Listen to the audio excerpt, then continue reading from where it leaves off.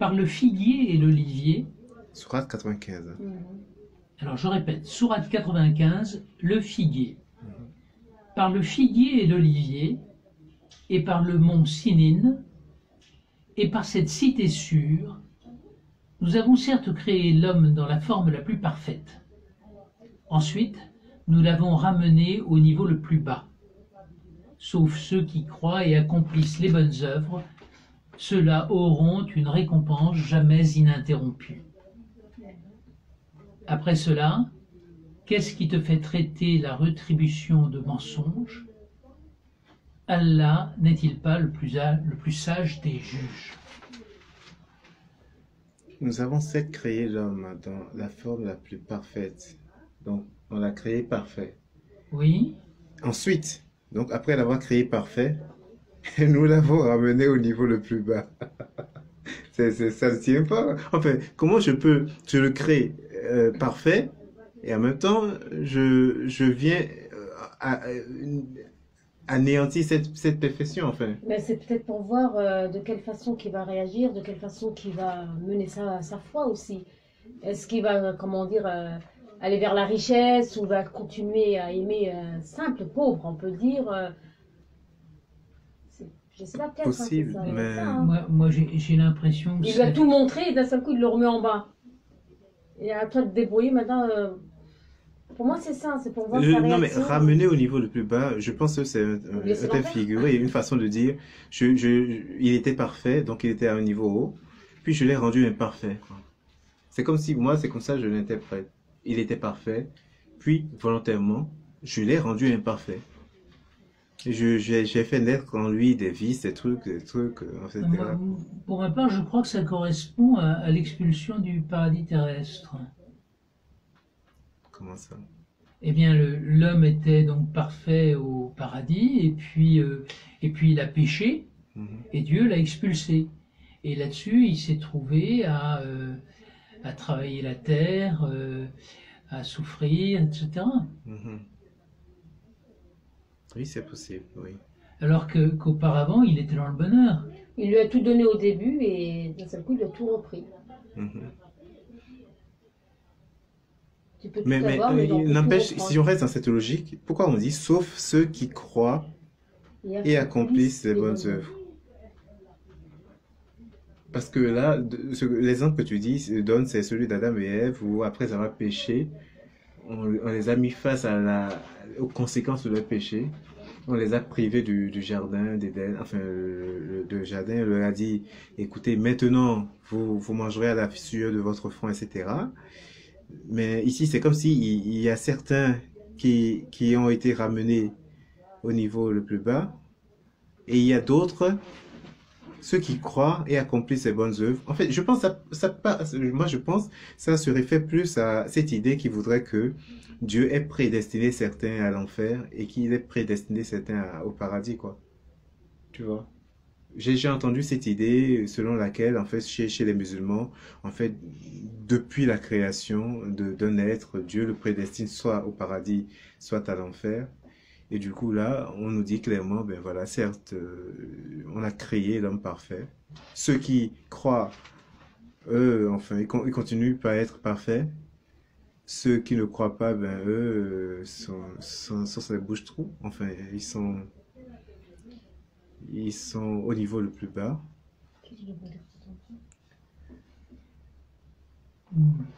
Oui, alors il y a effectivement des renvois là. Oui. Le renvoi petit 1 parle par le figuier et l'olivier. Non, le renvoi 2. Le figuier et l'olivier sont visés par là les pays qui produisent ces fruits en abondance. Autrement dit, ça veut dire par les pays où il y a beaucoup de figuiers et d'oliviers. Alors, bien sûr, le mont Sinaï, c'est le mont Sinaï. Mais quand ils disent les fruits en abondance, les fruits, c'est nous les fruits. C'est pas ce que je comprends. Moi, je pense que c'est ça, les deux pays qui produisent ces fruits en abondance. Pour moi, c'est ça que ça veut dire. Écoute, s'ils n'ont pas écrit de sottise, par le figuier et l'olivier, les pays qui produisent des figues et des olives en abondance, c'est les pays où il y a beaucoup d'oliviers et beaucoup de figuiers. Qui produisent ces fruits en abondance. Ben oui. Bon, ça ne peut pas concerner la France, par exemple, parce qu'il y a peu d'olives et très peu de figues. Ça ne peut pas concerner les pays frais. D'accord. Ça concerne des pays secs et chauds. Oui. Par cette cité sûre. Alors là, il s'agit de la Mecque. Ce verset ainsi que les deux précédents font allusion aux heures des révélations des trois religions monothéistes. Ah d'accord. Bon, le mont Sinaï, c'est le lieu de la révélation juive. Le figuier et l'olivier, ben, je pense qu'il y en a beaucoup en Israël.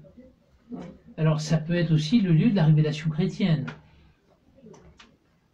Et la cité sûre, c'est le lieu de la révélation musulmane, puisque c'est la Mecque. La cité sûre. Nous avons créé l'homme dans la forme la plus parfaite, ensuite nous l'avons ramené au niveau le plus bas. Bon, moi je vois pas d'autre explication que l'homme dans le paradis terrestre, puis l'homme expulsé.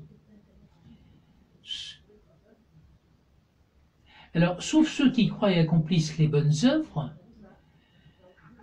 ça on dirait que ça veut dire que les bons, dans une certaine mesure, ils restent au paradis. Ils restent au paradis et ils sont récompensés à tout Mais jamais. ils sont où? Et enfin, ce paradis, il est où, enfin? Parce que, concrètement, il est où, actuellement, enfin? Là, ça, je crois que personne ne le sait. Alors, s'ils sont au paradis, ils sont en un endroit où ils ne savent pas, enfin, ça ne tient pas, quoi. Non, mais sois pas moqueur, là. Non, non, je ne suis pas moqueur, j'essaie de comprendre. Regarde, j'essaie vraiment de comprendre. On dit, ils sont au paradis, est-ce une manière de dire, en fait, ils appartiennent au royaume de Dieu, bien qu'étant sur la terre, ou j'ai dû... Moi, je pense que sur la Terre, Mhm. il y a des gens qui vivent dans une relation très proche avec Dieu Mhm. et qui sont déjà en partie au paradis. Si vous voulez, le paradis, je dirais que c'est pas un lieu, le paradis, c'est la relation à Dieu. C'est la maison de Dieu. Chez lui. Enfin, T'es pas convaincu? pas complètement. Je sais que le paradis, c'est une réalité spirituelle, c'est sûr, mais est-ce qu'on ne peut pas l'associer à un lieu? Je ne sais pas, je pense. Moi, personnellement, je pense qu'on peut l'associer à un lieu qui n'est pas forcément sur la terre. Bien évidemment, quand on croit en Dieu, quand on est en règle avec Dieu, on dit souvent qu'on est déjà dans l'éternité de Dieu. Tout simplement pour dire qu'au fond, même la mort ne saurait arrêter celui qui est en parfaite harmonie avec son Créateur, quoi. Il est déjà connecté, il est là, il vit déjà des réalités. Mais ça ne veut pas dire que parce qu'il vit des réalités, il aura une vie paisible.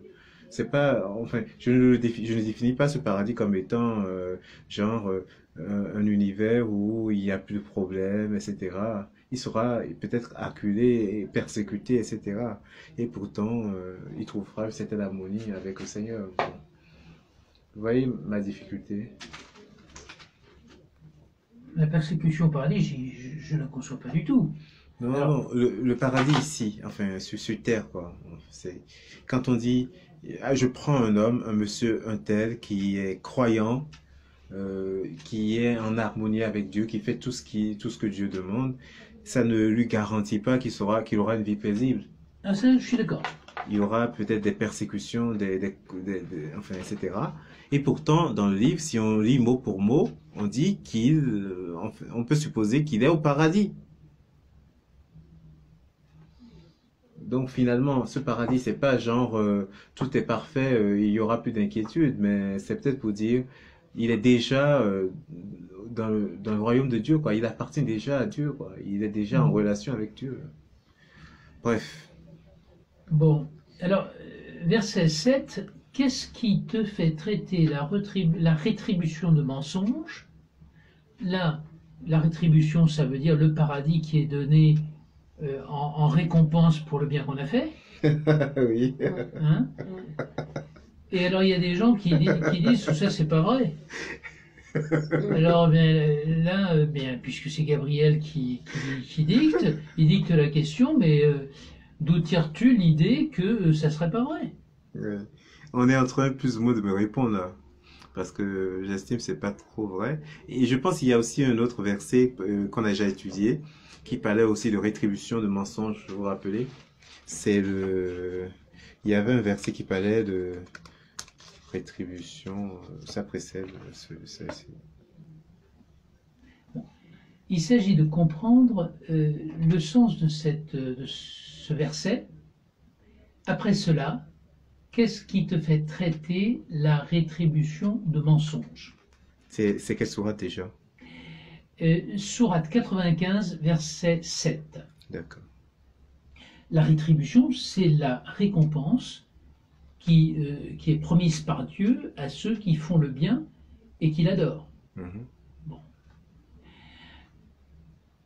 Alors là, Dieu s'adresse à ceux qui ne veulent pas croire à cette récompense et qui, en fait, qui pensent Dieu nous ment. Et donc Dieu demande à ces hommes, mais qu'est-ce qui te permet de penser comme ça? Mais la notion de rétribution, elle est aussi dans la sourate 107, où on dit, vois-tu celui qui traite de mensonge à rétribution, c'est bien lui qui repousse l'orphelin et qui n'encourage point à nourrir le pauvre. Malheur donc à ceux qui prient, tout en négligeant leur salade, qui sont pleines d'ostentation et refusent l'ustensile à celui qui en a besoin. Bon, alors là, il y a l'idée que celui qui refuse de croire à la récompense que Dieu nous promet, c'est aussi quelqu'un qui ne prend pas, qui prend pas soin du prochain. C'est ça. Qui n'applique pas en fait les recommandations du divin. C'est ça. Oui. Ça paraît cohérent. On ne peut pas répondre autre chose que mais bien sûr. Sourate 95, verset 8, c'est ça. Oui. Allah n'est-il pas le plus sage des juges? Oui. Et donc, là, nous avons un renvoi qui dit... 5. À la fin de cette sourate. Voilà, à la fin de cette sourate, il est recommandé de dire « Mais si, par mon Seigneur ». Bon. Moi, j'aime pas beaucoup ça. Et là, tu n'aimes pas beaucoup quoi? Rapproche-toi d'Allah, à ce verset, on se prosterne. Non, ça concerne la sourate 96. Non, alors, j'aime pas le verset 8 de la sourate 95 parce que je dirais qu'on est contraint de répondre, mais bien sûr. Tu es le plus sage des juges. C'est une question, une question piège en quelque sorte. Non, mais forcément, quand même, le créateur de l'univers est forcément le plus sage des juges, enfin. On ne pourra même pas le comparer avec nos juges, quoi. Non. Il est juste, il est juste, il est impartial. Enfin, il est plein d'amour, donc c'est une vérité absolue. Il est plein d'amour, mais il ne nous montre pas qu'il est plein d'amour. Moi, j'ai pas l'impression qu'il montre qu'il est plein d'amour. Comment ça? Quand tu lis les versets, il ne montre pas qu'il a de l'amour vers nous. Il nous dit de donner des ordres, au contraire. Moi, j'ai pas l'impression qu'il nous donne de l'amour vraiment pour qu'on le suit. Oui, oui, dans le Coran, dans le Coran. Oui, je parle du Coran, moi, je parle pas d'autre chose. Oui, bien sûr. C'est vrai que. J'ai pas senti c'est vrai que de l'amour quand on lit un peu, quand même, de tout ce qu'on a lu, on n'a pas vraiment l'impression que le créateur qui soit. Exactement, il n'y a pas cette attirance qu'on. Il n'y a pas cette attirance. Mais c'est l'image, enfin, c'est ce qu'on nous fait croire, enfin, c'est ce qu'on essaie de. Selon Mahomet, enfin, en tout cas, selon le livre. C'est ce qui ressort du livre. Ça ne veut pas dire que c'est totalement vrai. Moi, ce qui ressort du livre, je suis désolée, depuis qu'on a commencé, ce que je ressens de ce livre, c'est plus de peur. De peur? De peur. C'est ce que je ressens. On parle d'enfer, on parle de... Il y a plus de peur, c'est une obligation. de... C'est une obligation pour nous, Oui. c'est tout. Mais il n'y a pas cet amour. Non, mais la peur ne devrait pas nous empêcher quand même de rechercher la vérité, quoi. Parce qu'elle peut être en fait un frein à la recherche de la vérité. Sauf que Là, moi je pense que devant Allah, on ne dira pas, ben, ça t'écrit dans le Coran, ou on ne dira pas, c'est le prophète qui a dit. Le prophète répondra de ses actes, nous répondrons aussi de nos actes. Et du coup, on a l'obligation, comme le dit si bien le Sourate 103, où on parle de la nécessité de rechercher la vérité, eh bien, on a l'obligation de chercher la vérité, de se demander si ce qu'on lit, et si ça vient vraiment de Dieu, ou si ça subit des altérations. C'est tout à fait enfin, nécessaire, hein, pour un bon chrétien, un bon croyant, je dirais, qui recherche la face d'Allah. La sourate 96, s'il vous plaît. Soit. Sourate 96, Al-Alaq, l'adhérence. Alors là, c'est un pré-égir numéro 1. Ça semble signifier que ça a été la première de toutes les sourates à être écrites. Lis au nom de ton Seigneur qui a créé l'homme d'une adhérence, lis ton Seigneur est le très noble, qui a enseigné par la plume, a enseigné à l'homme ce qu'il ne savait pas. Prenez garde, vraiment l'homme devient rebelle dès qu'il estime qu'il peut se suffire à lui-même. Mais c'est vers ton Seigneur qu'est le retour. As-tu vu qui interdit à un serviteur d'Allah de célébrer la salate? Vois-tu s'il est sur la bonne voie ou s'il ordonne la piété? Vois-tu s'il dément et tourne le dos? Ne sait-il pas que vraiment Allah voit? Mais non, s'il ne cesse pas, nous le saisirons certes par le toupet d'un menteur, d'un pécheur, qu'il appelle donc son assemblée. Nous appellerons les gardiens de l'enfer. Non, ne lui obéis pas, mais prosterne-toi et rapproche-toi. Vous avez compris quelque chose? Moi, pas grand-chose. Si vous voulez, je relis. Oui. On va lire phrase par phrase, on va essayer de comprendre peut-être. On essaye de comprendre. Lis au nom de ton Seigneur qui a créé l'homme d'une adhérence. Là, je comprends pas ce que ça veut dire, créer l'homme d'une adhérence. C'est comme si, peut-être qu'on est en train de dire que la foi, ça vient de Dieu, c'est un don de Dieu, non? Dis au nom de ton Seigneur qui a créé l'homme. L'adhérence, j'adhère à, c'est que je rejoins, Ah oui, c'est l'adhérence dans le sens de la foi. De la foi, oui. Au nom de ton Seigneur qui a créé l'homme d'une adhérence, lis, ton Seigneur est le très noble, qui a enseigné par la plume. Je ne savais pas que le Seigneur a enseigné par la plume. Mais par le livre, puisque le livre est... Oui, mais le livre et la Il a été plume. écrit La par plume un a homme. été... Quand on dit la plume, ça suppose que j'ai écrit moi-même avec mon Oui, doigt. c'est ça. Mais quand de ce qu'on nous raconte, c'est que c'est l'ange Gabriel qui a dicté. Enfin, donc il n'a pas écrit, quoi. C'est l'autre n'a même Mahomet n'a pas écrit. Ce sont après les califes, etc., qui ont écrit. Bon, Ça a été une tradition orale, etc., pendant longtemps, et après ils ont senti le besoin de le mettre par écrit. Et même, je pense, est-ce que de transmission en transmission orale, est-ce que tout est resté fidèle ou est-ce qu'il y a eu des altérations? Enfin, c'est autant d'éléments, hein. Et je rappellerai toujours cet exemple. Moïse, en recevant par exemple les 10 commandements, Dieu a pris le soin de l'écrire sur une pierre. Mais malheureusement, ici, c'est que, même si au niveau de la foi chrétienne aussi, la tradition au niveau de Jésus, c'était aussi oral. Ça se transmettait de bouche à oreille.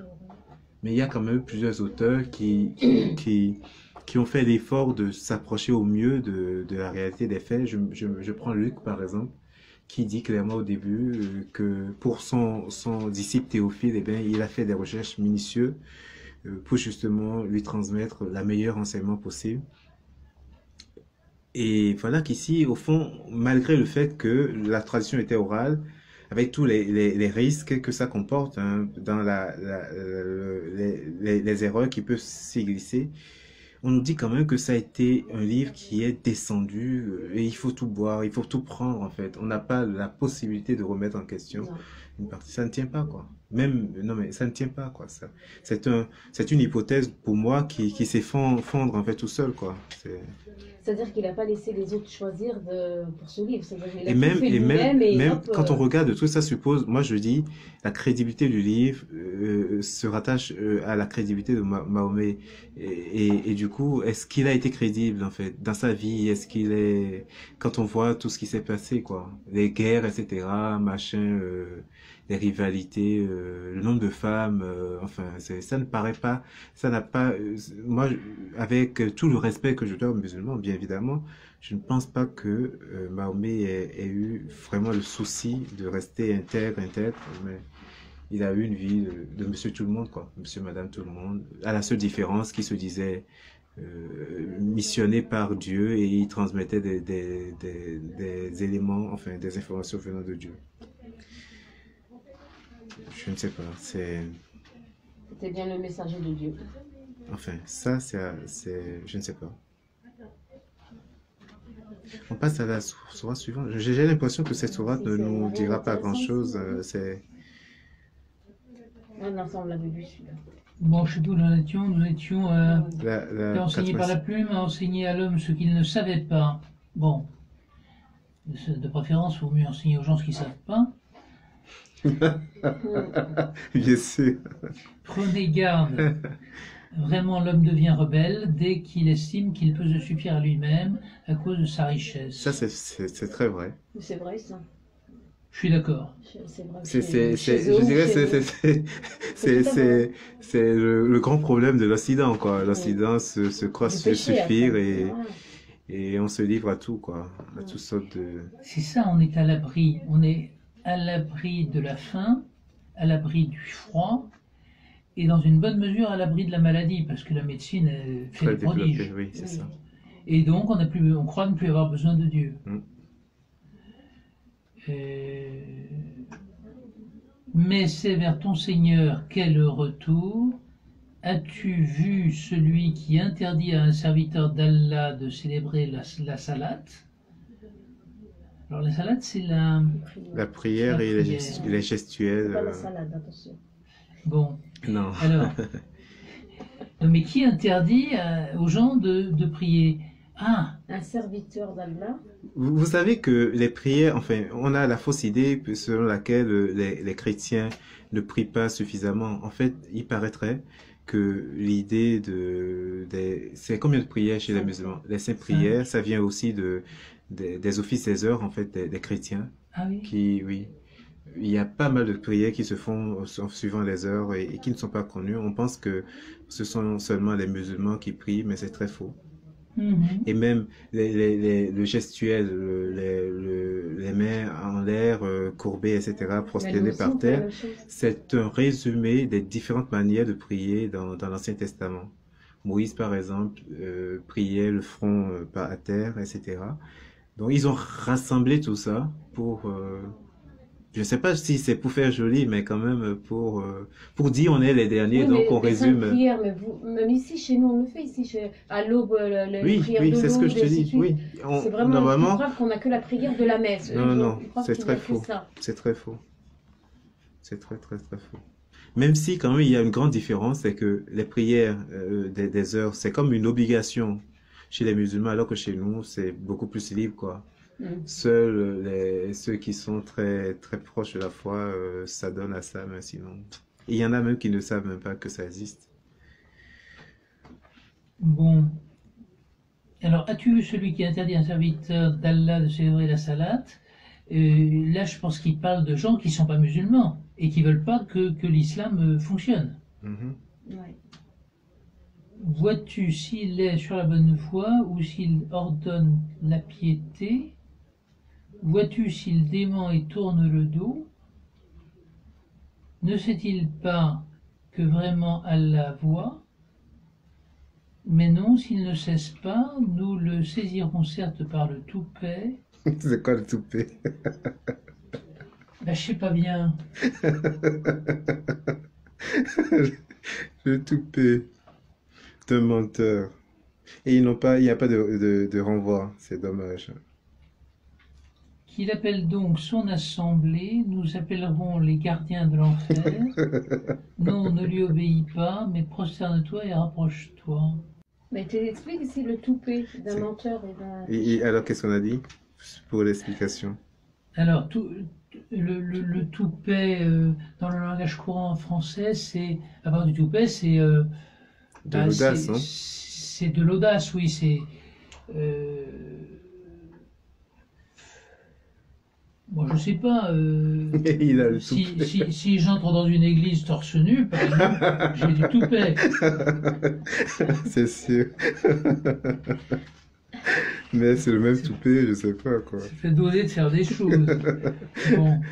Mais alors, toupet, c'est peut-être aussi une partie du corps, je sais pas. Nous le saisirons par le toupet. Le toupet d'un menteur. Comment ça?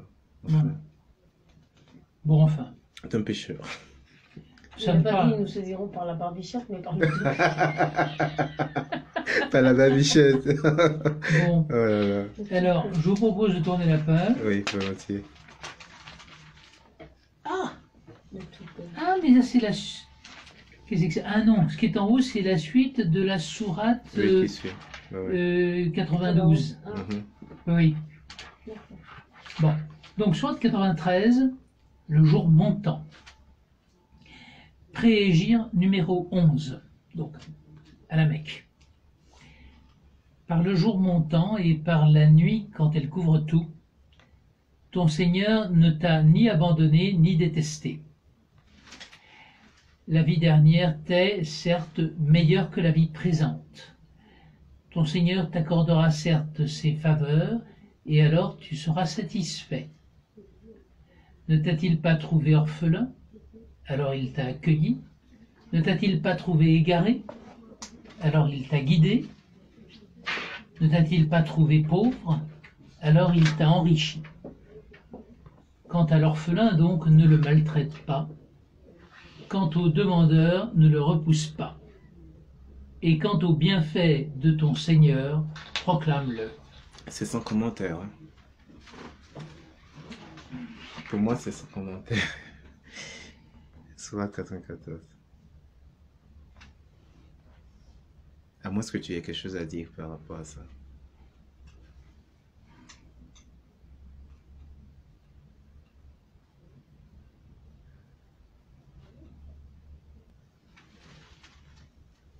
Quant au demandeur, ne le repousse pas. Alors, demandeur de la connaissance ou de l'aide. Ah. Donc là, il parle à la fois des gens qui demandent la connaissance, donc des gens qui demandent une instruction, Mhm. et des gens qui demandent une aide matérielle, je pense. Hein, donc il ne faut pas maltraiter l'orphelin, il ne faut pas repousser celui qui demande quelque chose. Dans la Bible aussi, je pense, on dit que Dieu a souci en fait de l'orphelin, de la veuve et de l'orphelin. C'est des gens qui lui sont très chers et tout bon chrétien, tout bon croyant en tout cas, ne peut brimer la veuve et l'orphelin et se dire de Dieu quoi. Ça ne tient pas. Je pense que ça rejoint un peu ce verset, c'est cette sourate en fait à 93. Qui rappelle que tout bon croyant ne doit pas brimer ceux qui sont faibles en fait. C'est ça, oui.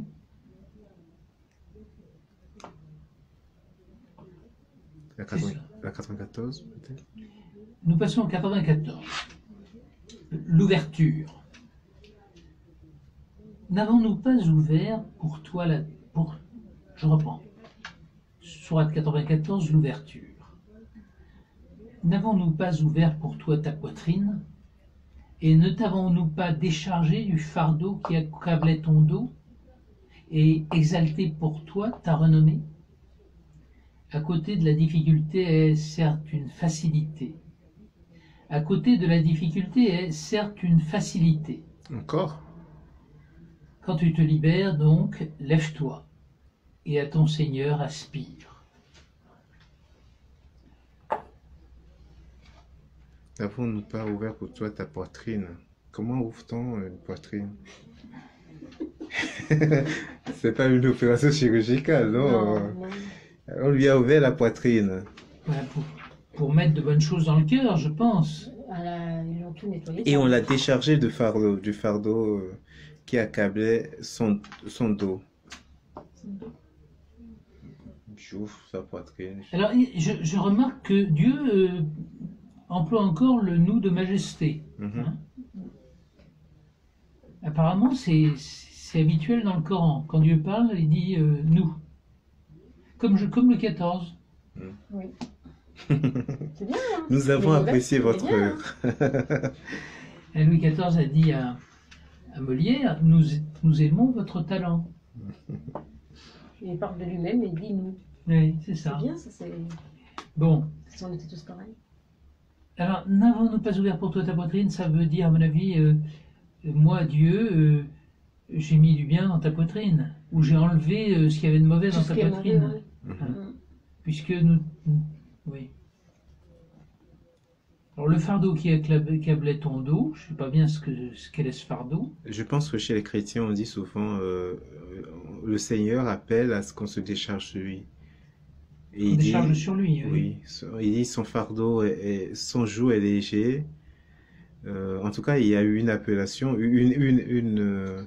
un rapprochement en fait allant dans ce sens où Ben, même on la veut. poitrine, il y a un rapprochement. Nous, c'est quand on est baptisé qu'on devient tout propre et tout neuf. Oui. Et eux, lui, c'est la poitrine, non? C'est à peu près ça, non? Moi, j'ai l'impression de voir ça. Non, mais ouvert la poitrine de quelqu'un, je pense que c'est une métaphore, hein, toujours pour dire Il y a on renvoi a 5. inculqué. Vous voyez, renvoi 5 ouvert pour recevoir la foi, les directives et les préceptes énoncés dans le Coran. Mhm. Donc c'est bien pour recevoir ce que Dieu a à nous donner, quoi. C'est ça, ouais. Oui, voilà. Autrement dit, moi Dieu, je me suis fatigué à ouvrir ta poitrine pour y mettre le bien. Je me suis fatigué à te décharger de ton fardeau. J'ai exalté ta renommée, hein, donc j'ai parlé de toi en bien. Alors ben tu devras t'en rendre compte et puis me désirer, quoi. Hein, 8 et à ton Seigneur aspire. Alors, les versets 5 et 6, à côté de la difficulté est une facilité. Je ne sais pas ce que ça veut dire. En plus, ça a été redit Oui, deux fois. oui. Quoi. Alors ça veut peut-être dire qu'il y a difficulté, mais avec l'aide de Dieu, c'est facile. Je ne sais pas. Mhm. On passe à la suivante. Et alors, quand tu te libères, lève-toi. Il y a un renvoi là aussi. Et le renvoi Quand du tu corps. te libères de tes occupations nécessaires, lève-toi pour la prière. Mhm. Voilà. D'accord.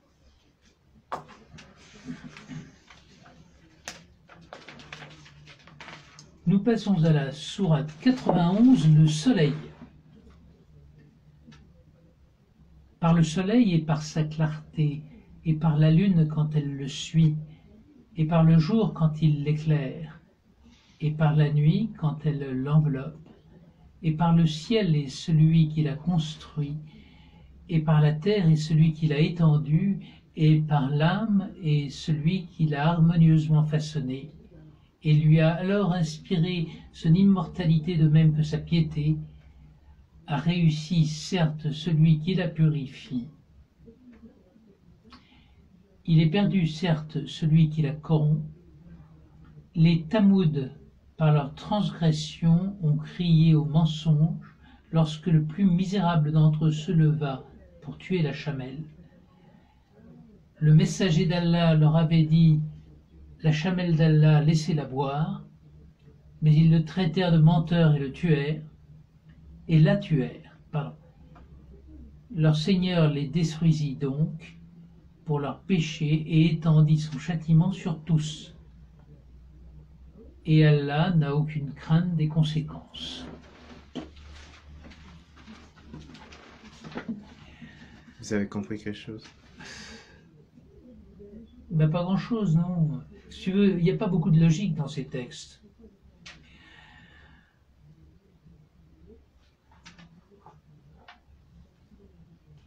Je pense qu'il y a certains qui diront, en fait, il faudrait se référer au texte arabe pour comprendre, etc. Ben bon. Cette traduction, c'est supposé être une traduction officielle, donc c'est quand même beaucoup d'érudits s'y sont quand même penchés et s'ils n'ont pas été capables de transcrire au mieux le texte, je ne pense pas que c'est en se référant à l'arabe qu'on aurait une meilleure traduction. Ben, écoute, moi, ce que je crois savoir, c'est que le Coran est un texte poétique, qu'ils se sont fait plaisir à faire des phrases qui sonnent bien en arabe, mais qui ne sont pas beaucoup attachés à la logique de ces textes.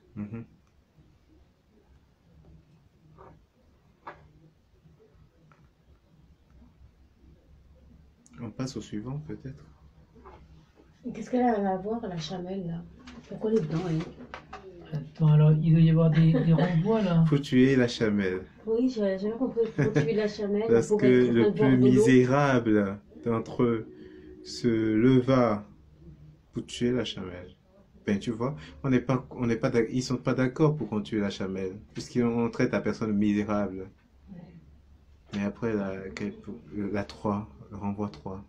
Alors, le plus misérable, parce que le plus méchant est pour avoir tué la chamelle. Attends, mais il n'y a pas une histoire de chamelle qui aurait nourri quelqu'un de son lait ou un truc comme ça, non? Dans le Coran, je ne sais pas. Non, mais c'était pas la chamelle qui s'est posée quand ils ont construit la Mecque? Je ne sais pas. Je sais pas. Si, je crois que c'était ça. Elle s'est posée et c'est là qu'ils s'est Ah, j'ai vu une histoire comme ça où pour choisir l'endroit, en fait, c'était une chamelle C'était la chamelle qui s'est arrêtée quelque part. Exactement. Et Hamza, c'est le neveu du prophète Mohamed. j'ai vu un Le film. prophète était sur la chamelle et on voyait jamais le visage du prophète, mais on voyait le neveu. Et la chamelle, elle tournait, elle cherchait l'endroit pour s'asseoir. Mais après, est-ce que c'est l'œuvre C'est pour ça de Dieu? que tu vois bien chez les musulmans, la chamelle, elle est très importante. Et comme le cochon aussi.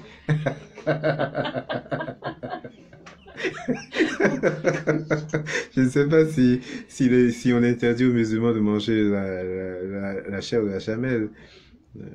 Enfin, si elle est très importante, peut-être qu'on devrait l'interdire. Je ne sais pas. Bon. Mais ils la mangent quand même. S'ils ont faim, ils mangent. Hein. C'est dommage. Bon, tout de même, là, vous laissez entendre que vous n'avez pas beaucoup de respect dans ce texte. Non. C'est juste qu'il y a des éléments, il y a quand même des passages qui sont... Je voulais savoir qu'est-ce qu'elle fait dedans, elle. Elle sort et d'un seul coup, elle est dedans. Mais c'est quoi son rôle? Pourquoi elle est... Mais tu es en droit de te poser la question. Ben oui. Passe à la 92. Oui. Sourate 92. Sourate 92, la nuit. Par la nuit quand elle enveloppe tout, par le jour quand il est clair, et par ce qu'il a créé, mâle et femelle, vos efforts sont divergents. Celui qui donne et craint Allah et déclare véridique la plus belle récompense, nous lui faciliterons la voie au plus grand bonheur. Et quant à celui qui est avare, se dispense de l'adoration d'Allah et traite de mensonge la plus belle récompense, nous lui faciliterons la voie à la plus grande difficulté. Et à rien ne lui serviront ses richesses quand il sera jeté au feu. C'est à nous certes de guider, à nous appartient certes la vie dernière et la vie présente.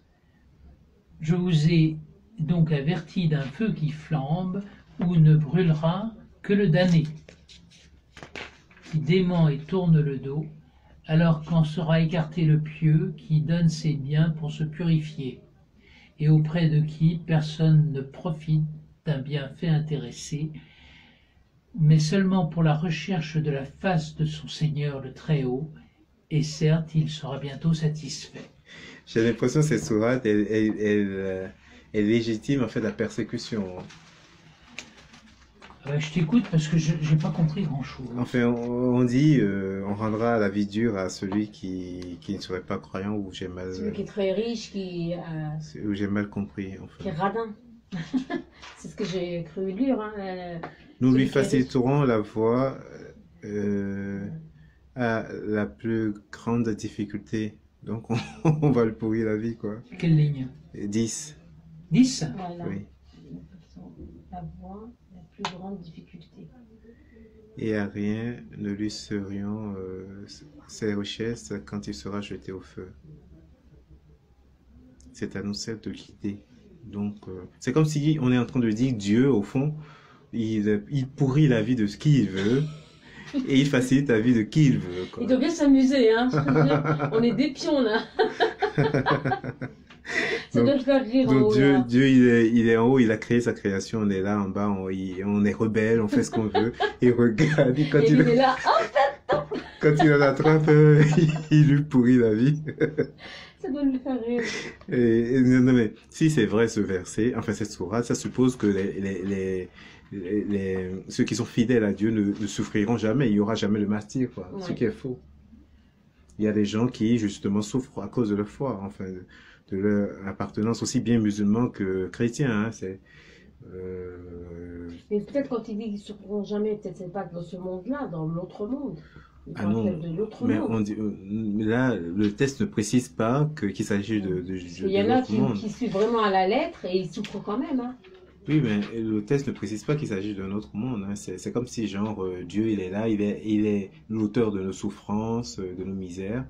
Et si on souffre, c'est parce que, justement, on est peut-être pas fidèle. Alors que, et même dans la Bible, moi, je me rabats sur l'histoire de Job. Job, il a souffert, il a énormément souffert, justement, à cause de sa fidélité à Dieu.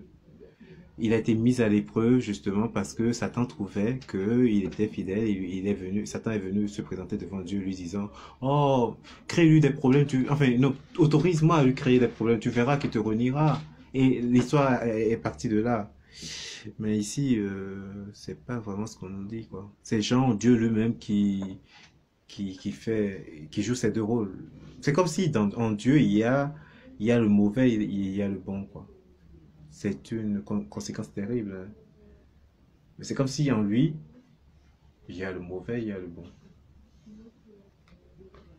Or, chez les chrétiens, je pense, on part de l'hypothèse que il n'y a pas de mauvais en Dieu. Et pour essayer d'expliquer les passages où on voit Dieu quand même punir, on parle de justice surtout. On dit, en fait,